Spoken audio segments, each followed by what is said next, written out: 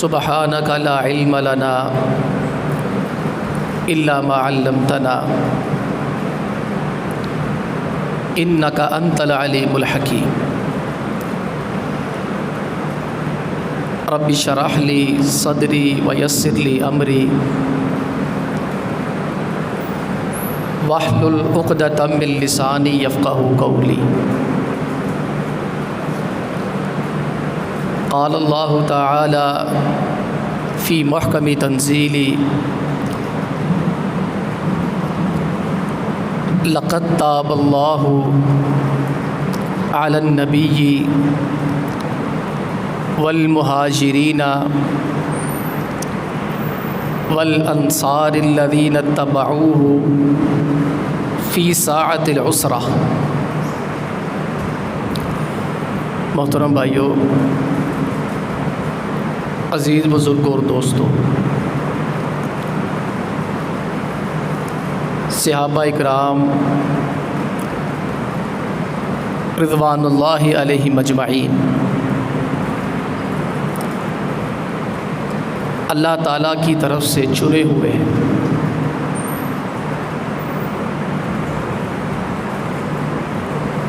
اللہ رب العالمین نے صحابہ رضوان اللہ علیہم اجمعین کو کچھ ایسے مرتبے عطا کیے ہیں جو کسی اور کو نہیں ملے۔ مثال کے طور پر صحابہ اکرام کا ایک مقام یہ بھی تھا کہ صحابہ اکرام کا وجود جب تک رہے گا، اب تو خیر نہیں ہے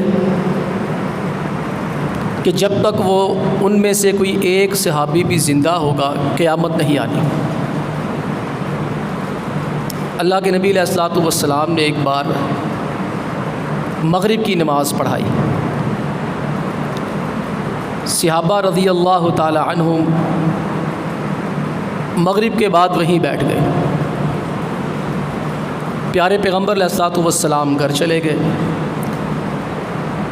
صحابہ کا ایک گروہ مسجد میں بیٹھ گیا کہ یار گھر جا کے کیا کرنا ہے، عشاء پڑھ کے جائیں گے۔ آپس میں بیٹھ کے بات کر رہے تھے۔ تھوڑا وقت گزرا، نبی کریم علیہ الصلوۃ والسلام کی نگاہ پڑی، دیکھا کچھ لوگ بیٹھے ہوئے ہیں۔ آپ علیہ السلام دوبارہ مسجد آئے اور ان سے سوال کیا، خیر ہے، گئے نہیں ابھی تک؟ تو انہوں نے عرض کیا، اللہ کے پیغمبر علیہ الصلوۃ والسلام، ہم نے آپس میں فیصلہ کیا کہ اب عشاء پڑھ کے جائیں گے، مغرب اور عشاء میں تھوڑا وقت ہوتا ہے، عشاء پڑھ کے جائیں گے۔ اللہ کے پیغمبر علیہ الصلوۃ والسلام بڑے خوش ہوئے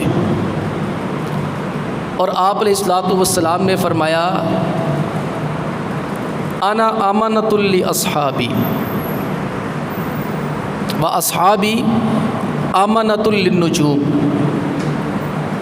انا امانۃ لاصحابی، جب تک میں زندہ ہوں میرے صحابہ پر کوئی آفت اور پریشانی نہیں آئے گی۔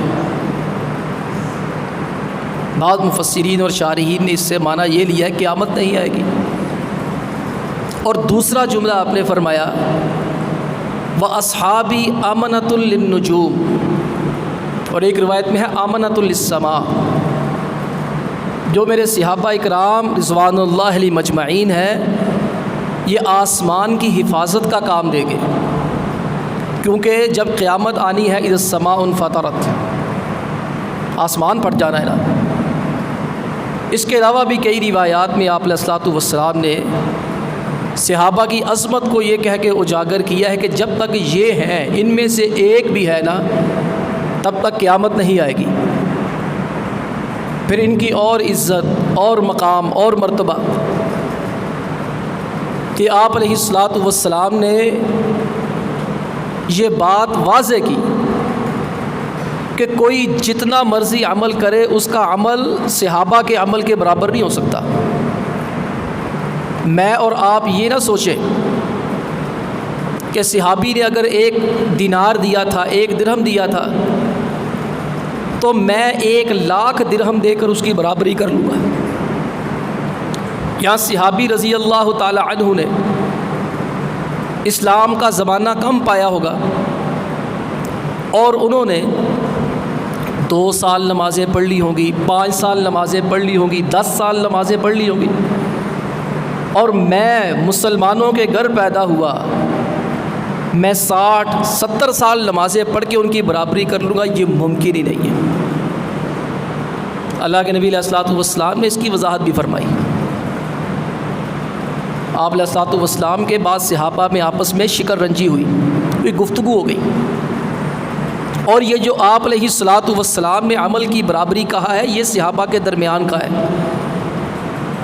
امت تو بہت دور کی بات ہے۔ آپ علیہ الصلوۃ والسلام نے ان کو فتح مکہ والے صحابہ یا دوسرے صحابہ کے درمیان فرق سمجھایا۔ آپ علیہ السلام فرماتے لو ان احدکم انفق ملء احد ذهبا، کہ تم میں سے کوئی ایک بندہ اگر احد پہاڑ جتنا سونا بھی خرچ کر لے، ما بلغ مد احدہم ولا نصیفہ، وہ ایک بندہ احد پہاڑ جتنا سونا خرچ کر دے اللہ کی راہ میں، اور صحابی ایک مٹھی بھر کے اللہ کی راہ میں گندم دے دے، چاول دے دے، کوئی کھانے کی چیز دے دے، اور اگر اس کو 1 مٹھی میسر نہیں ہے، آدھی مٹھی دے دے، آپ علیہ السلام فرماتے کوئی بندہ احد پہاڑ جتنا سونا بھی خرچ کر لے، اور میرا صحابی 1 مٹھی یا آدھی مٹھی اللہ کی راہ میں کوئی چاول وغیرہ خرچ کر دے، دے دے، فرماتے تم اس کی برابری نہیں کر سکتے۔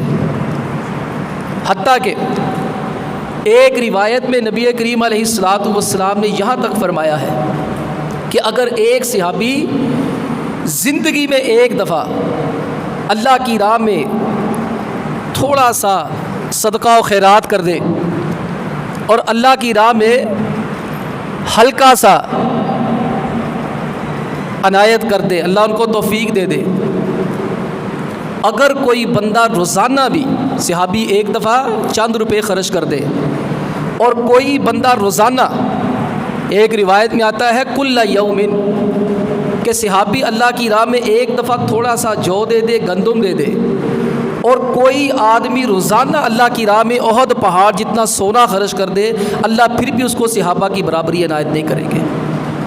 یہ کس لیے صحابہ اکرام کو درجے ملے، مقام ملے؟ اس لیے کہ ان کی جو تربیت، جو دینی تربیت کی ہے، روحانی تربیت کی ہے، جو ان کا مزاج بنایا ہے نا، وہ نبی کریم علیہ الصلوۃ والسلام نے بنایا ہے۔ نبی کریم علیہ الصلوۃ والسلام ان کے مربی ہیں۔ ہم ان کے رتبے کو کس لیے نہیں پہنچ سکتے؟ بھائیو، اس کی بنیادی وجہ یہ ہے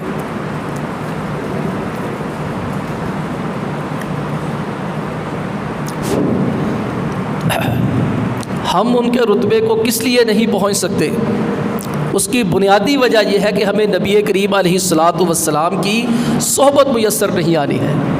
صحابہ اکرام رضی اللہ تعالی عنہم کے بارے میں ہمارے کچھ عقائد ہیں، ہمارے کچھ نظریات ہیں۔ جب تک ہم ان عقائد کو تسلیم نہیں کریں گے، ان نظریات کو لے کر نہیں چلیں گے، تو پھر صحابہ اکرام کے بارے میں ہمارا نظریہ، ہماری باتیں ٹھیک نہیں ہوگی۔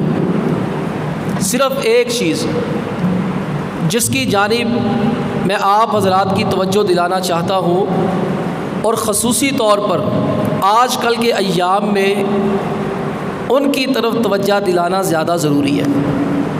اس کی وجہ یہ ہے کہ کچھ چیزوں کو بنیاد بنا کر صحابہ اکرام رضی اللہ تعالی عنہم پر تبرہ کیا جاتا ہے۔ صحابہ اکرام کو چلے کوئی لعن طعن نہ کرے، کوئی گالی نہ دے، کوئی ان کے بارے میں بہت خطرناک قسم کے الفاظ نہ بولے، لیکن بسا اوقات ہمارے ہی لوگ غلط فہمی میں مبتلا ہو کر صحابہ اکرام رضوان اللہ علیہ مجمعین کے بارے میں ایسی باتیں کر جاتے ہیں جو کرنی نہیں چاہیے۔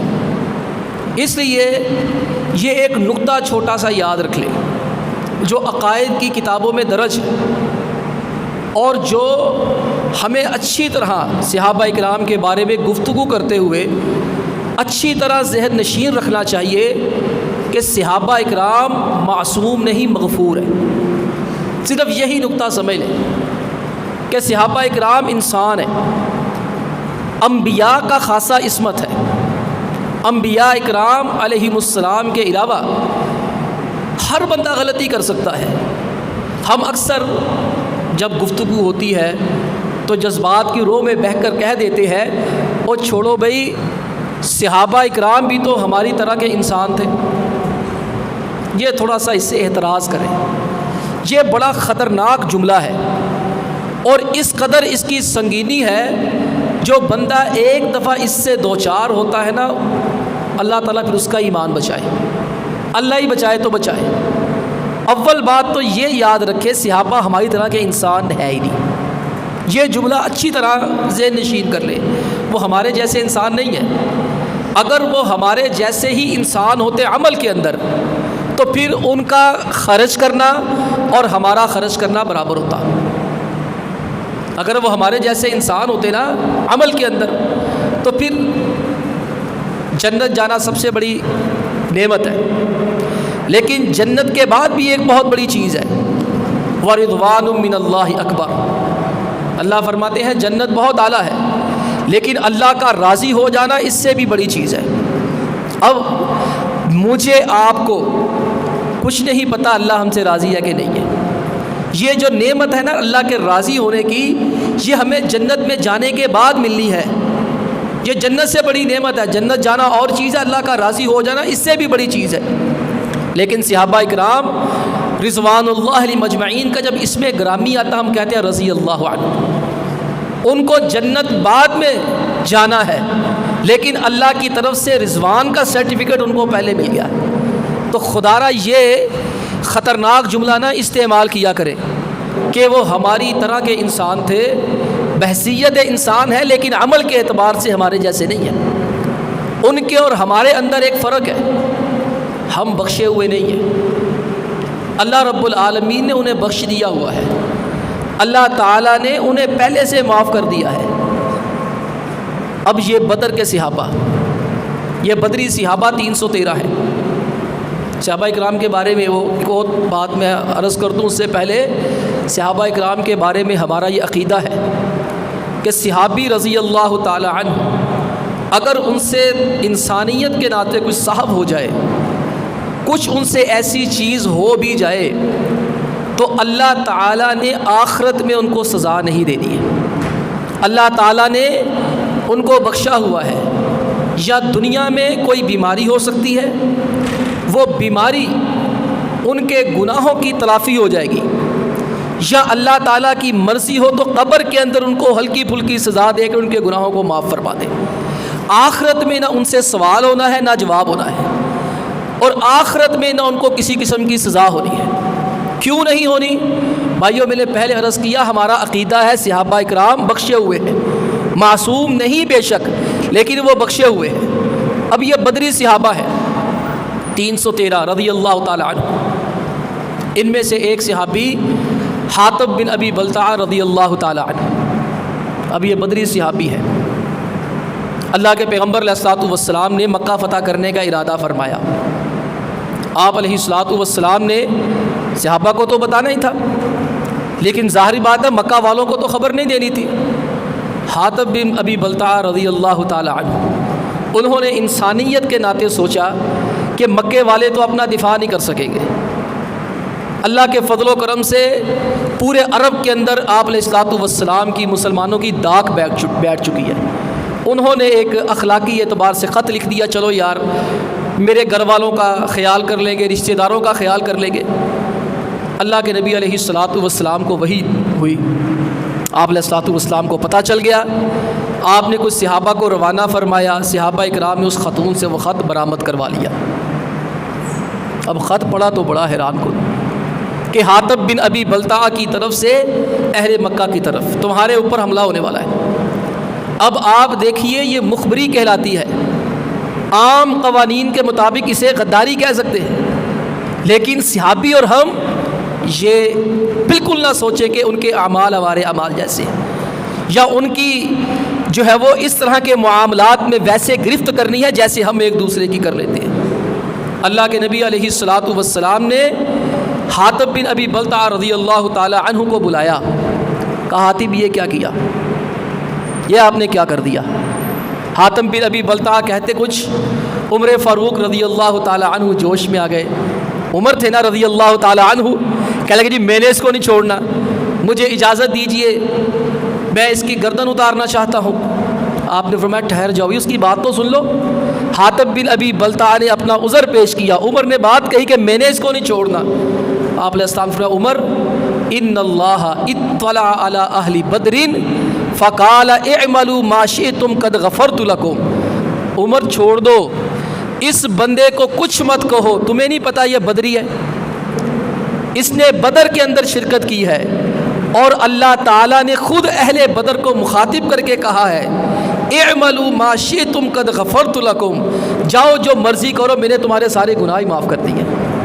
یہی چیز میں آپ احباب کے ذہن نشین کرانا چاہتا ہوں، اول سے لے کے آخر تک صحابی سارے کے سارے بخشے ہوئے، ان سے انسانیت کے ناطے کچھ ہو جائے ان سے ہم پوچھ نہیں سکتے۔ اللہ رب العالمین نے جب ان سے نہیں پوچھنا، اللہ تعالیٰ نے جب ان کو کہہ دیا میں نے معاف کر دیا ہے، اللہ کے بندو میں اور آپ کون ہوتے؟ بالکل نہیں۔ اب کتنا سنگین جرم ہے، اس کی سزا موت ہوتی ہے، لیکن آپ علیہ الصلوۃ والسلام فرماتے عمر چھوڑ دیں، اللہ نے بدریوں کو خود مخاطب کر کے کہا ہے کہ جاؤ میں نے تم 313 کو معاف کر دیا، تم جو مرضی کرو میں نے تمہیں کچھ نہیں کہنا۔ اور پھر صلح حدیبیہ، اس سے پہلے صلح حدیبیہ سے پہلے جو درخت کے نیچے بیعت لی گئی ہے، ہمارا یہ عقیدہ ہے نا کہ صحابہ اکرام بخشے ہوئے ہیں، اور جو بخشے ہوئے ہیں سارے کے سارے جنتی ہیں، چاہے وہ ابوبکر رضی اللہ تعالی عنہ ہو، عمر فاروق رضی اللہ عنہ ہو، عثمان غنی رضی اللہ تعالی عنہ ہو، علی مرتضیٰ رضی اللہ تعالی عنہ ہو، یا اس کے علاوہ امیر معاویہ رضی اللہ تعالی عنہ ہو، ابو سفیان رضی اللہ تعالی عنہ ہو، اور ابو سفیان کی زوجہ محترمہ ہند رضی اللہ تعالی عنہ کیوں نہ ہو، یہ سارے کے سارے بخشے ہوئے ہیں۔ ہم ان کو قطعی طور پر کسی قسم کی ان کی کردار کشی نہیں کر سکتے۔ اب یہ صلح حدیبیہ ہونے لگی ہے نا، اس سے پہلے نبی کریم علیہ الصلوۃ والسلام نے صحابہ سے ایک بیعت لی،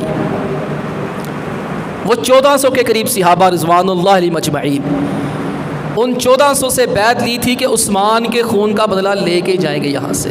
ایک افواہ اڑ گئی تھی نا، حقیقت کوئی نہیں تھی نا، ایک افواہ تھی، بعد میں پتہ چل گیا، تصدیق ہوگی عثمان حفاظت سے ہیں، الحمدللہ افواہ اڑی تھی غلط تھی۔ اللہ کے نبی علیہ الصلوۃ والسلام نے جب درخت کے نیچے بیعت لی، آپ علیہ السلام نے فرمایا لا يدخل النار احد ممن بايع تحت الشجرہ۔ میرے صحابہ یہ بات ذہن نشین کر لو، یہ جتنے 1400 ہیں نا جنہوں نے میرے ہاتھ کے نیچے، یہاں درخت کے نیچے بیعت کی ہے میرے ہاتھ پہ، ان میں سے کوئی ایک بندہ جہنم میں جانا تو بہت دور کی بات ہے، اس میں سے کسی ایک بندے کو جہنم کی آگ نے بھی نہیں چھوڑا۔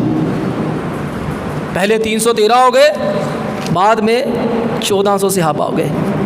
اور جنگ تبوک کا معاملہ، جنگ تبوک روایات کے مطابق اس میں قریباً 30,000 صحابہ تھے، 30,000 صحابہ۔ میں بہت شارٹ کر رہا ہوں، میں بہت اختصار کر رہا ہوں۔ میں نے وہ صحابہ اکرام کو جو انفرادی بخشش کے پروانے ملے اور اجتماعی بخشش کے پروانے ملے، میں نے ان کو اتنا شارٹ کیا ہے، وقت کی قلت بھی ہے، معاملہ بہت لمبا ہو جانا ہے۔ صرف میں ایک نقطہ آپ احباب کے ذہن نشین کروانا چاہتا ہوں، اللہ کرے کہ ہم سارے یہ سوچ لے کے اٹھے آج کہ صحابہ اکرام سارے کے سارے بخشے ہوئے، ان کے کسی معاملے کے اندر ہم نقطہ چینی نہیں کر سکتے، انگلی نہیں اٹھا سکتے، کیونکہ اس سے ہمارے ایمان کو خطرہ ہے، اس سے ہمارا ایمان جا سکتا ہے، کیونکہ ہمارا ایمان کب قبول ہونا ہے؟ جب وہ صحابہ کے ایمان جیسا ہونا ہے۔ فَإِنْ آمَنُوا بِمِثْلِ مَا آمَنْتُمْ بِهِ فَقَدِ اهْتَدَوْا۔ اللہ فرماتے تمہارا ایمان اس وقت قابل قبول ہے جب تم صحابہ جیسا ایمان رکھو گے۔ اب یہ 30,000 صحابہ ہے، تاریخ کی سیرت کی کتابیں پڑھیں، غزوہ تبوک کے اندر امیر معاویہ بھی شریک تھے رضی اللہ تعالیٰ عنہ۔ غزوہ تبوک کے اندر ان کے والد گرامی ابو سفیان رضی اللہ تعالیٰ عنہ بھی موجود تھے، اور اسی غزوہ تبوک کے اندر امیر معاویہ کے بھائی جناب یزید بن ابی سفیان رضی اللہ تعالی عنہ وہ بھی موجود تھے. یہ تو موجود ہے نا. 30,000 صحابہ تھے. آپ اگر جنگ تبوک کے احوال پڑھیں نا تو آپ علیہ السلام نے یہ واحد جنگ ہے جہاں کنایا نہیں کیا. آپ نے فرمایا چلو بھی سارے آ جاؤ یہاں سے, چلو چلے. کعب بن مالک رضی اللہ تعالی عنہ کا قصہ کبھی پڑھیں صحیح بخاری میں. کہتے مدینے کے اندر چند بیماروں کے علاوہ, معذوروں کے علاوہ, منافقین کے علاوہ اور بچا کوئی نہیں تھا. اللہ تعالیٰ نے غزوہ تبوک کا ذکر کیا. 30,000 بندے. اللہ فرماتے لقد تاب اللہ علی النبی, اللہ نے نبی کو معاف کر دیا. والمہاجرین, اللہ فرماتے میں نے سارے مہاجرین کو معاف کر دیا.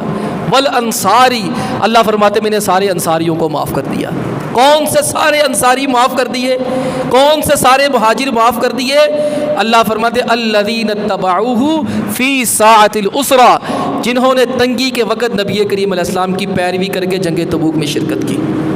بھائیو پہلے 313 کی معافی کا اعلان, بخشش کا اعلان, پھر اس کے بعد 1400 کی بخشش کا اعلان, پھر اب 30,000 کی بخشش کا اعلان. یہ 30,000 کی بخشش کا اعلان اللہ رب العالمین نے قرآن کریم میں تمام صحابہ کی بخشش کا اعلان کر دیا. قاری صاحب نے آیتیں پڑھی, آپ نے سماعت فرمائی. پہلی رکعت کے اندر قاری صاحب نے محمد رسول اللہ والذین معہ اشداء علی الکفار رحماء بینہم یہ آیت پڑھی. اللہ نے نبی کریم علیہ السلام کی رسالت کی تصدیق کی, صحابہ اکرام کے ذکر کیے. آخر میں اللہ فرماتے اعد اللہ لہم مغفرتا, اللہ نے ان تمام صحابہ کو معاف کر دیا ہے. اعد اللہ لہم مغفرہ, اللہ فرماتے میں نے تمام صحابہ کو نہ صرف معاف کر دیا ہے, وَأَعَدَّ اللَّهُ لَهُمْ مَغْفِرَةً وَأَجْرًا عَظِيمًا, اللہ فرماتے میں نے تمام صحابہ کو بے حد و حساب ثواب دے رہے. اس لیے میرے بھائیوں سارے صحابہ جنتی ہیں, سارے صحابہ بخشے ہوئے ہیں قرآن و سنت کے مطابق. ہمیں یہ زیب نہیں دیتا ہم ان کے بارے میں اشارے کریں, انگلیاں کریں. ٹھیک ہے ہم ایک مسلم معاشرے میں پیدا ہوئے.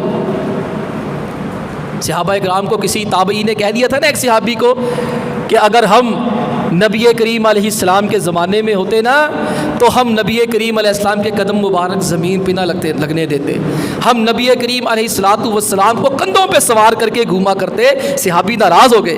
صحابی فرماتے اللہ کا شکر کرو تم مسلمان پیدا ہوئے ہو, پتہ نہیں تم اس دور میں ہوتے تم نے ہماری صف میں ہونا تھا کہ ابو جہل کی صف میں ہونا تھا.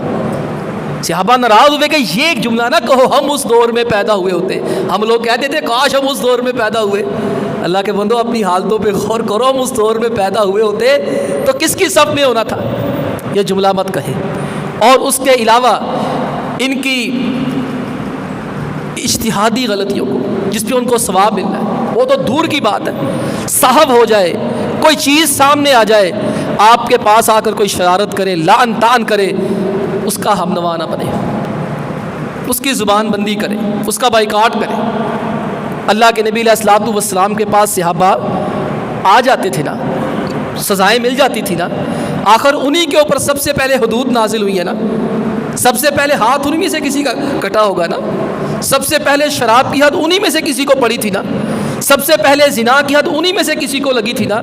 کیا نبی کریم علیہ الصلوۃ والسلام نے اس بات کا بہانہ بنا کر انہیں ذلیل کیا تھا, انہیں رسوا کیا تھا؟ بالکل نہیں, بالکل نہیں کیا. بلکہ اگر کسی نے ان کو تانا بھی دیا تو نبی کریم علیہ السلام ناراض ہی ہوئے تھے. آپ علیہ السلام کے ایک صحابی تھے عبداللہ الحمار, یہ بڑے مزاحیہ قسم کے آدمی تھے, طبیعت کے اندر بڑا مزاح تھا, دیہاتی تھے. یہ نبی کریم علیہ السلام سے بڑا پیار کیا کرتے. غالباً انہی کو نبی کریم علیہ الصلوۃ والسلام کہا کرتے تھے اے ساڈا پینڈو بھرا ہے. بڑا آپ علیہ السلام اس کے ساتھ شغل لگاتے. عام طور پر آپ علیہ الصلوۃ والسلام کا مزاج یہ نہیں تھا, لیکن اس صحابی کے ساتھ خصوصی محبت اور عنایت اور شفقت تھی. یہ اللہ کا بندہ ادھار لیتا لوگوں سے, غریب آدمی تھا. یہ لوگوں سے چیزیں پیسے ادھار لے کے نا نبی کریم علیہ السلام کی خدمت میں تحفے لے کے آیا کرتا. آپ علیہ السلام اس کو بڑا پیار کرتے. ایک دفعہ یہ بازار میں جا رہے تھے تو نبی کریم علیہ السلام کو نظر آ گئے. نبی کریم علیہ السلام نے پیچھے سے آ کے جفا مار لیا, پیار کے ساتھ جیسے بندہ نہیں کرتا, آپ نے جفا مار لیا اور کہا یہ میرا غلام ہے, یہ کون مجھ سے خریدے گا. وہ گھبرا گئے، پہچانا نہیں. کہتے نہیں میں غلام نہیں ہوں، میں آزاد ہوں، میں غلام تھوڑی ہوں، میں تو آزاد ہوں. پیچھے مڑ کے دیکھا تو نبی کریم علیہ الصلوۃ والسلام. وہ بڑے محظوظ ہوئے، بڑے خوش ہوئے کہ آپ علیہ الصلوۃ والسلام نے اتنی شفقت فرمائی ہے. کہنے لگے اللہ کے نبی علیہ الصلوۃ والسلام یہ غلام کسی کام کا نہیں ہے. اتنے خوبصورت نہیں تھے، حسین و جمیل نہیں تھے، سادہ آدمی تھے. کہنے لگے آپ کو اس غلام کی قیمت کوئی نہیں ملی. آپ علیہ الصلوۃ والسلام فرمایا الا انک عند اللہ غالی، او اللہ کے بندے تیری بے شک لوگوں کے نزدیک کوئی قیمت نہ ہو، اللہ کے ہاں تیری بڑی قیمت ہے. یہ غلطی کر لیتے، شراب پی لیتے. ایک دفعہ حد لگی، کوڑے لگے. دوسری دفعہ حد لگی، پھر کوڑے لگے. یہ بدر میں بھی شریک ہوئے، احد میں بھی شریک ہوئے، ہر جنگ میں شریک ہوئے. 4 دفعہ ایسا ہوا. چوتھی دفعہ جب حد لگ رہی تھی نا نبی کریم علیہ الصلوۃ والسلام کے سامنے، کسی صحابی نے غصے سے کہہ دیا اللہ کی اس کے اوپر لعنت ہو، یہ باز ہی نہیں آتا. آپ علیہ الصلوۃ والسلام خفا ہوئے. آپ نے فرمایا لا تلعنوہ فإنہ یحب اللہ ورسولہ، اس کو برا مت کہو، یہ اللہ اور اس کے پیغمبر سے بڑا پیار کرتا ہے. ہم صحابہ کو کیسے برا کہہ سکتے ہیں؟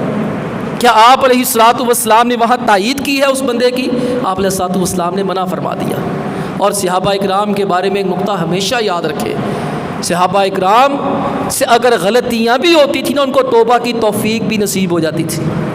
یہ حد کا لگ جانا توبہ ہی ہے.